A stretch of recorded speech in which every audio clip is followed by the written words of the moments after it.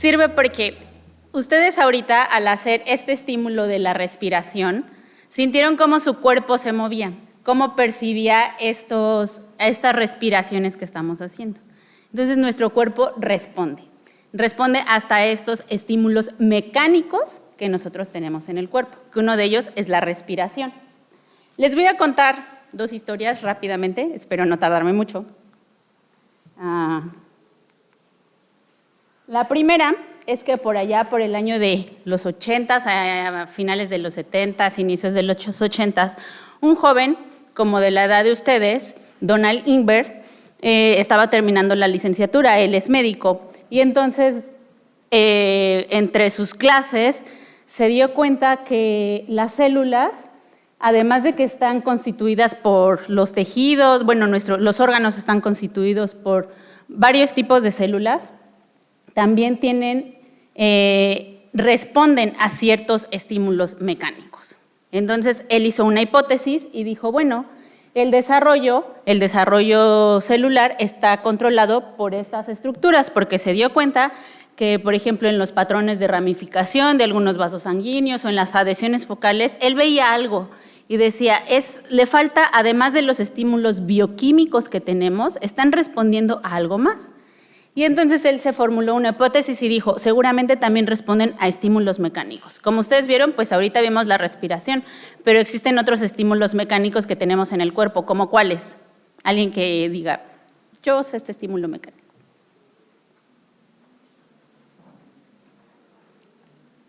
A ver, ¿cuál? Por allí dijeron uno.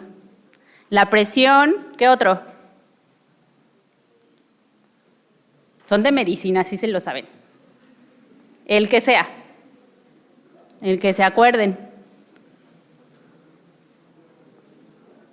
¿Cuál? Por allí dijeron no. El sistema de conducción. Bueno, en nuestro cuerpo ahorita les voy a enseñar, existen varios estímulos, entre ellos, pues el movimiento, ¿cierto? O sea, nosotros nos estamos moviendo.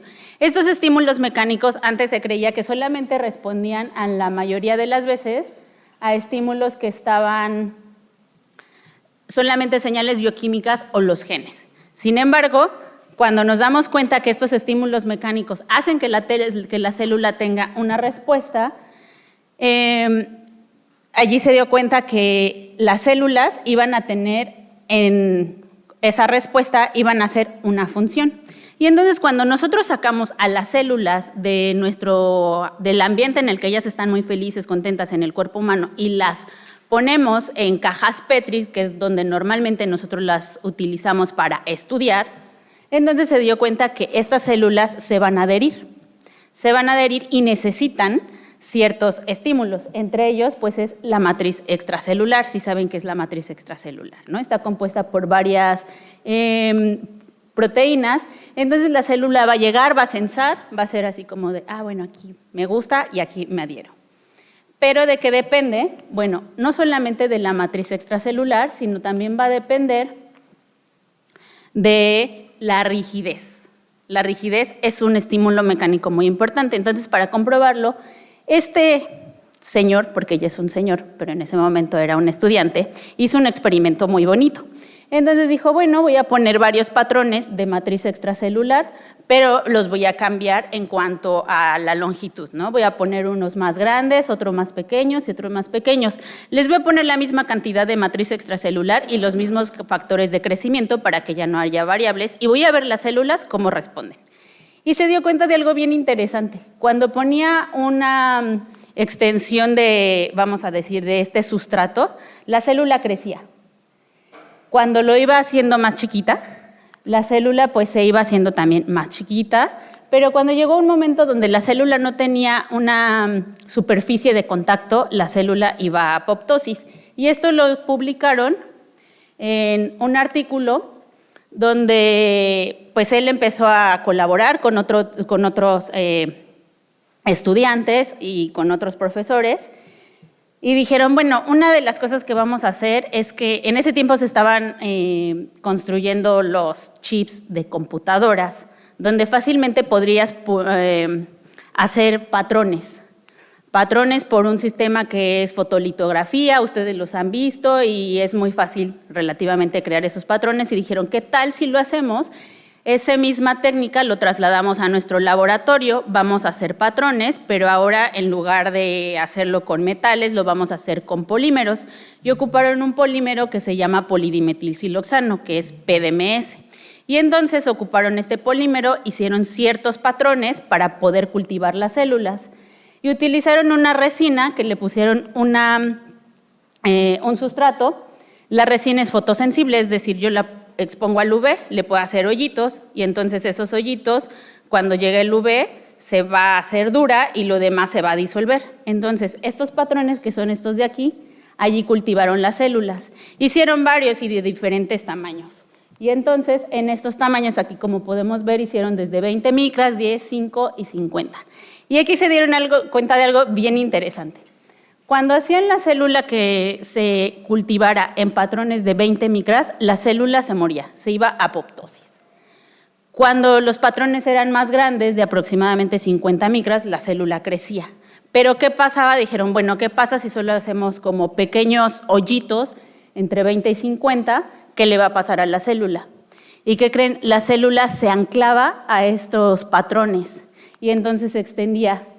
Y aquí podemos ver, o sea, existe una relación en cuanto al tamaño. La célula solamente se iba a adherir y ellos dijeron, bueno, pues esto es interesante, ¿no? La célula no solamente, o sea, eran las mismas condiciones de cultivo, solamente cambiaba el tamaño en que las células se iban a adherir. Y ellos se dieron cuenta que pues existía algo de fuerzas mecánicas porque la célula se iba a adherir. Entonces hicieron estos patrones y pusieron células de vasos capilares y cuando los patrones eran muy grandes, vean, las células formaban monocapa, pero cuando eran los patrones muy chiquitos, las células iban siguiendo ese patrón. Incluso pues aquí formaban un lumen. Igual las confinaron en ciertos tamaños, pusieron en algo cuadrado y veían que las células se iban a confinar en eso. Ponían proteínas de matriz extracelular, adherían las células y las células respetaban ese patrón. Entonces dijo, bueno, pues si las células están adhiriendo a algo, pues allí además del estímulo mecánico, pues debe de existir algo más. Y entonces este joven, como era muy inteligente, pues propuso esta teoría y dijo, bueno, antes creían que las células eran como globos de agua, se adherían y si era muy chiquito, pues se morían. Y a eso le llamó la mecanobiología, que es lo que estamos estudiando, es cómo las fuerzas mecánicas intervienen en la respuesta de las células. Y entonces él creó una teoría y dijo, bueno, las células no son como globos de agua, sino más bien las células están construidas como carpas.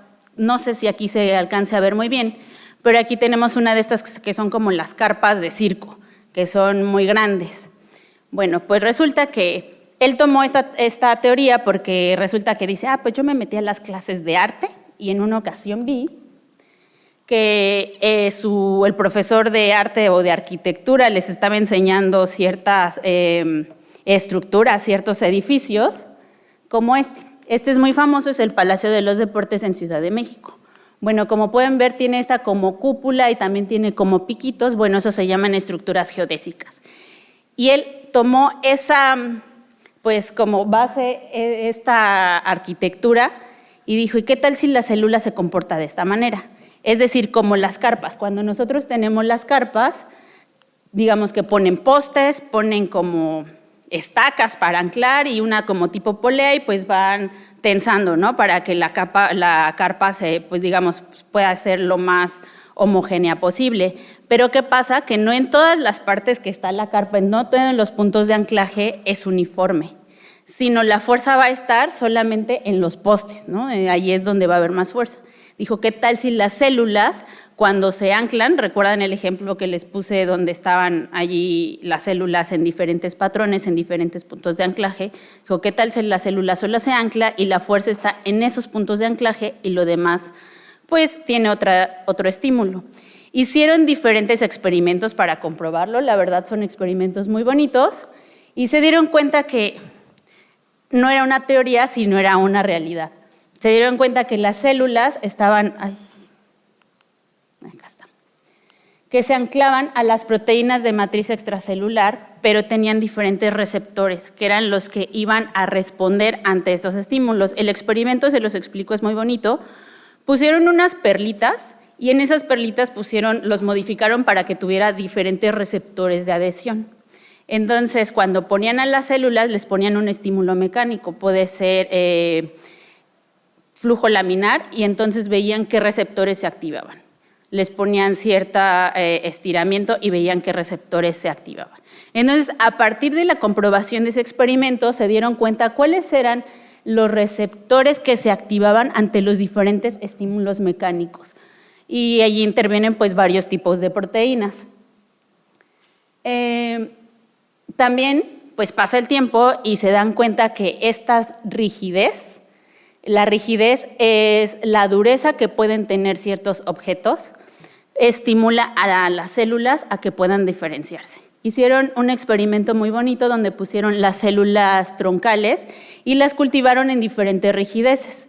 Las rigideces, los valores que se manejan son de kilopascales. Entonces, lo muy bajito, lo muy suavecito, vamos a decir que son 0 kilopascales a 50, y pues lo muy rígido hasta gigapascales, ¿no? Entonces, cuando ponían las células troncales en sustratos que eran muy suaves, se diferenciaban quizás a una neurona o un adipocito. Y entre más iban avanzando con las rigideces, las células troncales se iban diferenciando incluso hasta células de osteoblastos. Y eso tiene sentido porque en nuestro cuerpo tenemos diferentes rigideces. Por ejemplo, el hueso es diferente al pulmón, al hígado, al riñón, y ustedes se dan cuenta que no todas sus células son iguales, ¿cierto? Bueno, entonces, y eso lo comprobaron, aquí se los pongo, pues hicieron hidrogeles, modificaron allí pues entre cosas químicas y entendieron en este experimento que la rigidez era importante. Y como les mencionaba, pues en nuestro cuerpo tenemos diferentes rigideces, desde lo más suave que conocemos que puede ser el cerebro hasta lo más rígido que es el hueso. Pero ¿qué pasa cuando nosotros decimos, bueno, si en mi cuerpo tengo diferentes rigideces y yo quiero estudiar las células cómo se comportan en el cuerpo de manera in vitro? Pues lo más fácil es aislarlas. Pero ¿qué pasa? Que normalmente nosotros las cultivamos en estas cajas de cultivo que son de un polímero que se llama poliestireno. Y este poliestireno es muy rígido, tiene alrededor de una caja de 1 gigapascal. Dense cuenta que aquí los valores son de kilopascales y aquí es gigapascal. O sea, es algo, pues, 1000 veces más, 1000 veces más. Entonces las células no se van a comportar de la misma manera. Si bien nos dan información importante, no se van a comportar de la misma manera. Entonces en el laboratorio de mecanobiología, que es donde estoy realizando esta estancia, pues más o menos hace 10 años, pues empezaron con la búsqueda de estos modelos para poder entender qué es lo que sucedía en la parte de mecanobiología, para ver cómo se controlaban estas propiedades mecánicas. Y entonces empezaron con plataformas, por ejemplo, con el uso de hidrogeles estructurados, les ponían diferentes, o sea, de la misma manera, diferentes rigideces y se cultivaban las células y veíamos cómo se comportaban. También se estudió, y esta fue, digamos, como una de las primeras plataformas microfluídicas, que les voy a hablar más adelante de esto, en el laboratorio, para estudiar las células y en especial el hígado. Ahora, ¿por qué el hígado es nuestro modelo de estudio en el laboratorio? Alguien de ustedes que me diga una función, que aquí ya están, pero alguien que me diga una función que tiene el hígado. Metabolizar. ¿Qué más? ¿Qué más? ¿Qué más? ¿Cuál? Absorción. Bueno, como ustedes pueden ver, aquí ya les puse varias, y es también sintetizar diferentes moléculas en el hígado, pero no solamente eso. El hígado tiene diferentes zonas metabólicas, zona 1, zona 2, zona 3, que aquí las podemos, que están enriquecidas con diferentes proteínas. Y entonces estas zonas están encargadas de algunas funciones. Las funciones como, ¿alguien sabe qué funciones tiene la zona 1 del hígado? No es examen, pero para que se acuerden. Una fácil. ¿Cuál? Sí, ¿verdad? Sí. Pero va más allá de que ustedes hacen una receta y le dicen a su paciente, tome este medicamento.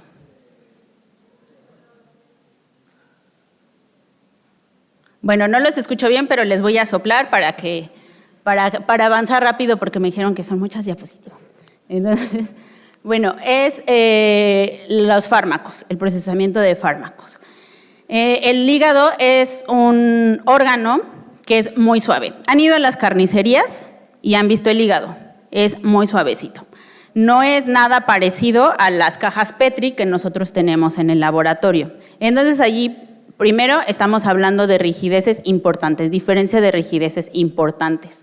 Cuando yo saco a los hepatocitos nosotros trabajamos con ratitas para ver este modelo. Cuando los sacamos de las ratitas y los cultivo en cajas Petri, estos los cultivo, me tardan 48 horas con la forma que tienen, el fenotipo que tienen, y después se mueren. ¿Por qué? Bueno, esto ya se había visto porque resulta que hicieron un experimento hace algunos años y en cajas Petri pusieron diferentes proteínas de matriz extracelular, que hicieron colágena y combinaciones de colágena, gelatina o matrigel, que es una mezcla de diferentes proteínas de matriz extracelular, y las cultivaron. Primero para ver la proteína de matriz extracelular que más le gustaba a los hepatocitos. Y bueno, aquí se dieron cuenta que lo que más les gusta es colágena, porque es lo más parecido que podemos tener en el hígado. Luego dijeron, bueno, pues vamos ahora a jugar con la confluencia. Y entonces lo cultivaron a diferentes confluencias, 100%, 50% y 25%. Todo esto que les estoy hablando son estímulos mecánicos. En este caso sería el confinamiento que pueden tener las células, lo cerca que pueden estar, las adherencias que pueden hacer entre célula y célula. Y específicamente en los hepatocitos, no les gusta estar separados y no les gusta estar muy llenos. Entonces tenían que saber cuál era la confluencia que más les gustaba a los hepatocitos. Y tomando en cuenta este antecedente, pues nosotros hicimos en los hidrogeles, pues precisamente ahora buscar las rigideces y la confluencia. Resulta que a las 72 horas los hepatocitos se diferencian. Ya no son hepatocitos, ya cambiaron, vean aquí, ya no son los típicos que están así como cubos hexagonales, sino que aquí ya empiezan a tener un fenómeno que se llama la diferenciación, la transición epitelio-mesénquima. Bueno, entonces tomando en cuenta esto, que cuando nosotros sacamos a las células del cuerpo humano y las cultivamos en cajas Petri, pues nosotros nos tenemos que preguntar qué está sucediendo en nuestro cuerpo para que los hepatocitos estén felices, para que no solamente tengamos aquí las cajas Petri rígidas, sino que las células estén contentas. Porque como bien les decía, están expuestas a diferentes estímulos mecánicos. En el cuerpo están diferentes,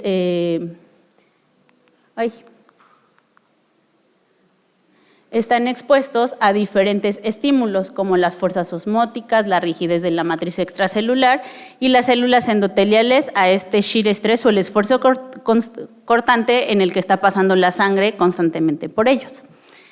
Entonces, pues hasta aquí voy a dejar como esta historia. Y la siguiente historia es, que tiene que ver, claro, pero tiene que ver con una parte importante en el desarrollo en el trabajo que hacemos en el laboratorio. El desarrollo de fármacos desde hace muchos años se viene llevando a cabo con modelos animales, pero son muy costosos. Lleva más o menos alrededor de $3 billones desde la idea que se tiene del fármaco hasta todo el tiempo que se saca al mercado. Sin embargo, pues los estudios en animales no siempre dan o no siempre predicen lo que se espera en un fármaco. Entonces, pues necesitamos mejorar pues los modelos de laboratorio en el que se prueban estos fármacos antes de pasarlo en humanos. Además de que la FDA y algunas otras organizaciones en Estados Unidos están haciendo un llamado a que más o menos para el 2030 ya no se utilicen los animales como modelos para probar fármacos. Entonces, hay que ir eliminando estas pruebas, pero necesitamos desarrollar nuevos modelos. ¿Y qué es lo que se hace? Bueno, pues de allí surgió este dispositivo que se llama órganos en un chip. ¿Recuerdan que les conté este joven muy brillante? Bueno, este joven muy brillante, Donald Lindbergh, resulta que pues, se fue a Harvard y estando allí y tomando en cuenta la idea de que su dispositivo funcionaba como los chips de computadora, tomó esa misma idea y también creó patrones para hacer de estos dispositivos que se llaman dispositivos microfluídicos. ¿Por qué se llaman dispositivos microfluídicos? Bueno, porque primero son muy chiquititos del orden de micras. Por eso son microfluídicos, porque puedes poner un fluido. Ahora, estos fluidos que pasan por allí es un flujo laminar. ¿Qué quiere decir que es un flujo laminar? Bueno, pues que cuando van juntos no se mezclan. Eso es un flujo laminar. Y tomó esa idea y dijo, bueno, pues puedo hacer un órgano en un chip. ¿Qué quiere decir? Bueno, construir o reconstituir las funciones principales de un órgano de manera in vitro, es decir, en este chip. ¿Y para qué nos va a ayudar? Pues para acelerar el desarrollo de fármacos. Entonces, estos dispositivos pueden imitar la interfase tejido-tejido, recapitular la arquitectura multicelular que se tiene en nuestro cuerpo con un ambiente fisiológicamente relevante y no solamente en las cajas Petri, que muchas veces no se puede hacer un cocultivo. Y también permite el análisis de varias señales microambientales y la viabilidad en estos dispositivos puede ser de varios días, incluso hasta semanas. Entonces, lo primero que crearon fue el pulmón en un chip. Aquí se los platico rápidamente. Diseñaron este dispositivo y dijeron, bueno, va a constituir de 3 partes. Un canal inferior en el que vamos a cultivar las células epiteliales del pulmón. Un canal superior donde vamos a cultivar las células endoteliales del pulmón y va a estar separado por una membrana porosa que es la que va a permitir el intercambio para que exista comunicación. Pero hay algo importante. Dijeron, pues, ¿cómo es nuestro pulmón? Todo el tiempo tiene este movimiento mecánico de la respiración, estamos respirando. Si nosotros cultivamos las células de pulmón en una caja Petri no vamos a tener este estímulo. Entonces, ¿qué hicieron? Bueno, pues les pusieron ese estímulo mecánico, se las ingeniaron para poder hacer ese estímulo mecánico y simular la respiración. Y entonces hicieron diferentes pruebas, entre ellas simularon infecciones y algunas pruebas en fármacos. ¿Y qué creen? Servía y era muy parecido a las pruebas en humanos. Entonces, esta es la primera vez. Este salió en el 2010, pueden leerlo, es un Science del 2010. Y a partir de allí, pues fue escalando a los demás órganos. En este artículo es muy bonito porque resulta que la empresa Johnson & Johnson tenía 2 fármacos que discontinuaron antes de pasar a las pruebas con humanos, porque los probaron en rata y en perro y producían fibrosis. Entonces, este grupo de trabajo que trabaja con órganos en un chip dijo, bueno, pues nosotros vamos a crear estos órganos. Hicieron de 3 especies, como les pueden ver, de humano, de perro y de rata. Cultivaron las células de rata, las células de perro y de humano en sus respectivos chips y probaron estos fármacos que habían discontinuado. ¿Y qué creen? Efectivamente, en el de rata se dieron cuenta que pues sí, producía fibrosis al igual que en el de perro, pero ¿qué creen? Que en humano no producía lo de perro. O sea, eso significa que también, si muchas veces nuestros modelos animales nos pueden ayudar, no van a predecir lo que puede suceder en un humano, porque una rata no es un humano y un perro no es un humano. Teniendo en cuenta esto, ellos fundaron una empresa que se llama Emulate. Este es Donald Lindbergh y se fusionó con otros científicos y un inversionista que está en Boston, en Estados Unidos, esta empresa. Y ellos, pues si ustedes se meten en internet y buscan, les venden chips de todo tipo de órganos, de hígado, de pulmón, de cerebro, de riñón, de colon, de duodeno, de lo que ustedes quieran. Y esto está muy padrísimo y nosotros dijimos, mira, qué bueno, ¿no? Pero, ¿qué creen? Son muy caros. La cotización más o menos anda en 3 millones de pesos. Y dijimos, no, pues aquí no conocemos ningún investigador que cuente con ese presupuesto, ¿verdad? Entonces, pues, ¿qué es lo que pasó? Pues nosotros dijimos, pues vamos a diseñarlo. Incluso ellos, pues, hacen hasta un humano en un chip, y esto es muy interesante porque ya no solamente estudian un órgano aislado, sino lo conectan en circuito con los demás órganos para ver cómo va a ser la función de este fármaco de una manera sistémica. Conectaron 8 chips de diferentes tipos para ver algunas pruebas en fármacos.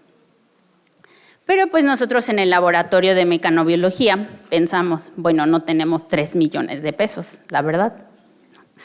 Pues vamos a desarrollarlo, ¿no? O sea, y la verdad es que esto fue un reto bastante difícil porque ellos, al ser una empresa, tienen patentados sus procesos.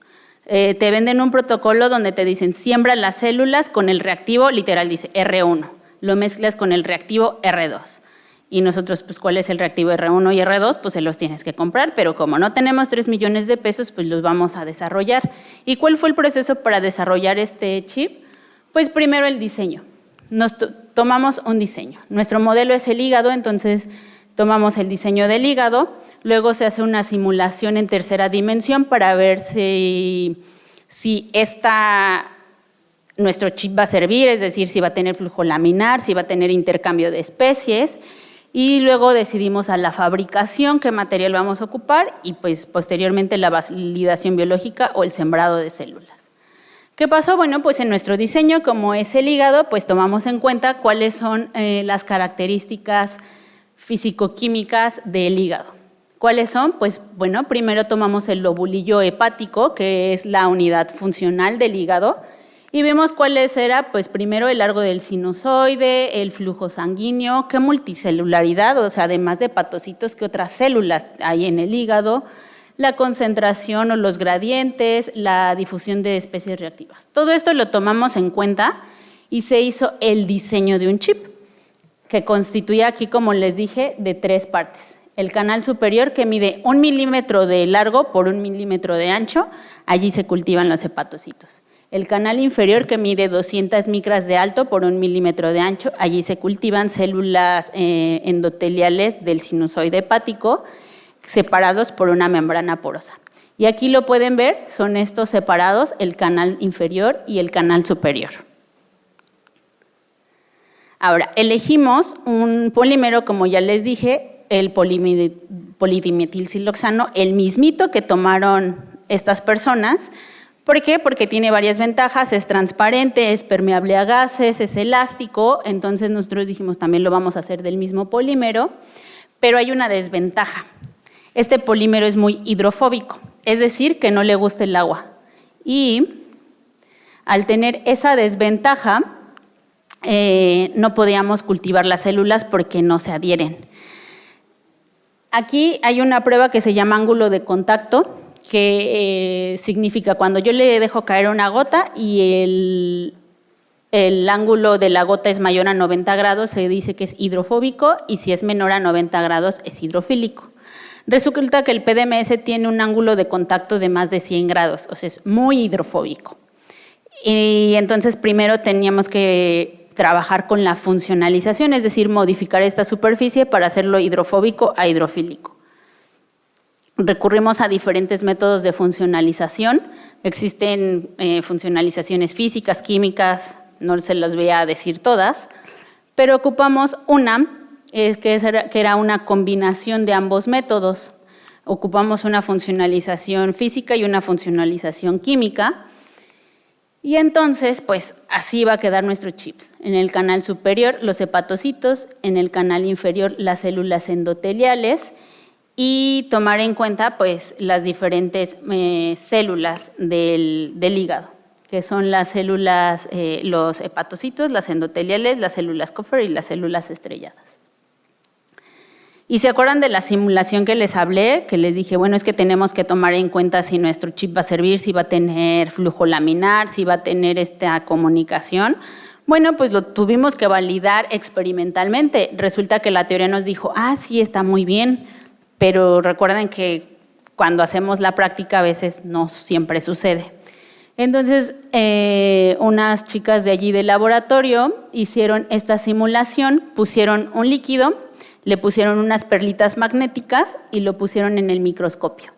Entonces, aquí ponían este es el microscopio y grababan la pantalla, porque cuando le ponían flujo laminar, acá está la bomba con la que hacían incidir el flujo, seguían las partículas, entonces para saber qué velocidad tenía dentro del chip. ¿Esto con qué fin? Para imitar el flujo sanguíneo, para saber si nuestro chip permitía imitar el flujo sanguíneo de manera in vitro. Resulta que aquí está el ensayo. Este es el ensayo, digamos, este es el chip, estas son las perlitas magnéticas y aquí está la cámara que va siguiendo la trayectoria.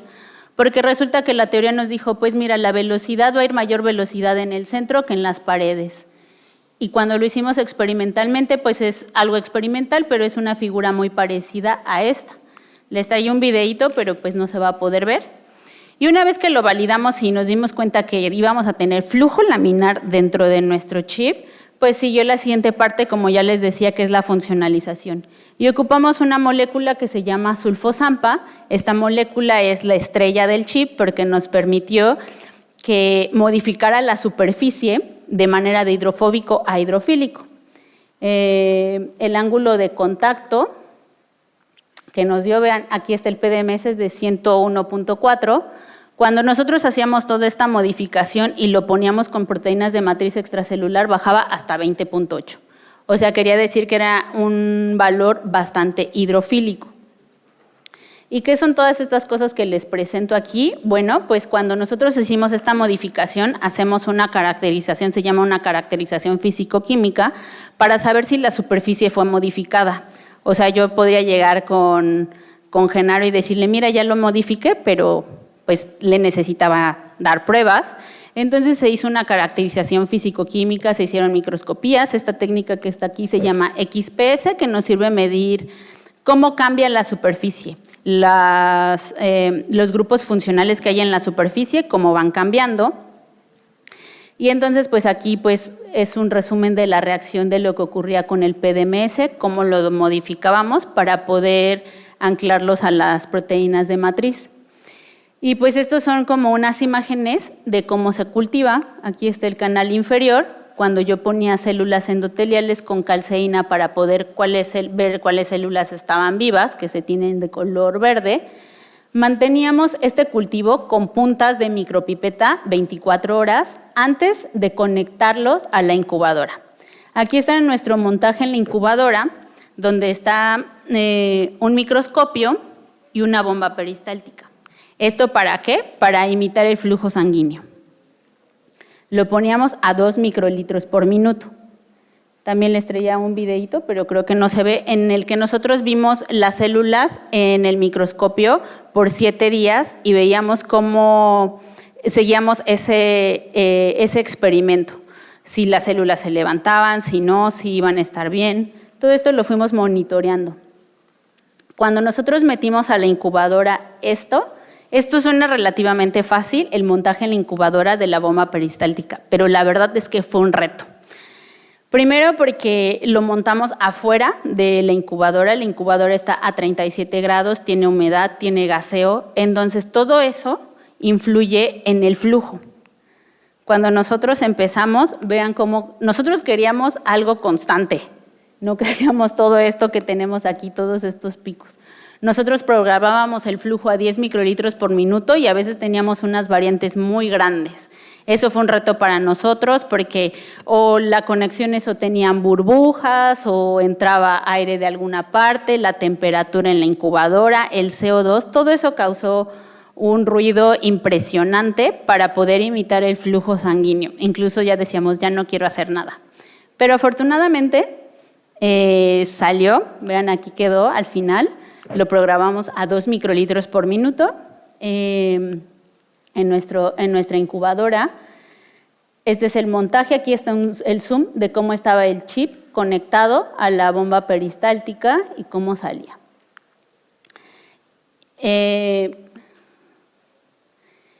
Y también el otro reto era cultivar los hepatocitos. Bueno, pues resulta que los hepatocitos los aislamos de unas ratitas y los cultivamos también dentro de estos chips.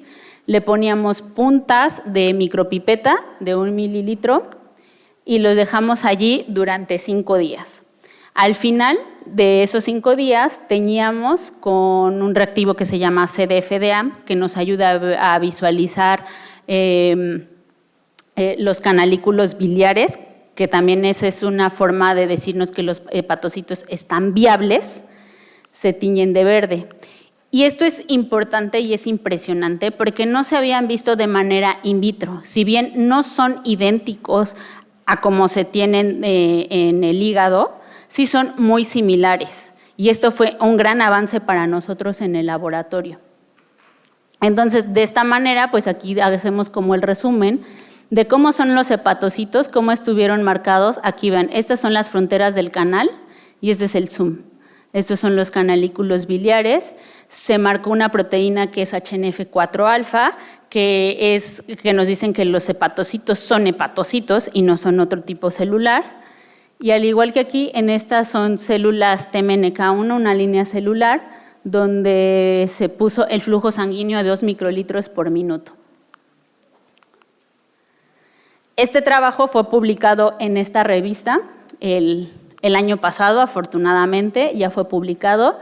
Y también por este trabajo, el laboratorio, nosotros junto con Genaro ganamos el premio al primer lugar en Canifarma, en la categoría de investigación tecnológica, porque nuestros cultivos pues, los podíamos preservar más de 14 días. Es un modelo fisiológicamente relevante, donde ponemos las células del hígado, y ahora estamos trabajando para adaptar este chip a un modelo de hígado graso. También tenemos colaboraciones para hacer un chip de alveolo y algunos túbulos corneados con el chip de riñón. Estos son los trabajos futuros que tenemos. Aquí empezamos con las primeras pruebas del chip de hígado graso. Les ponemos algunos lípidos y marcamos, como ya se los dijeron en la mañana, un reactivo que se llama BodyP para poder ver estas gotas lipídicas dentro del chip. Y pues, o sea, el trabajo del laboratorio pues es prácticamente eso, trabajar para que en un futuro pues las pruebas en animales en el desarrollo de fármacos pues sea lo menor que se pueda.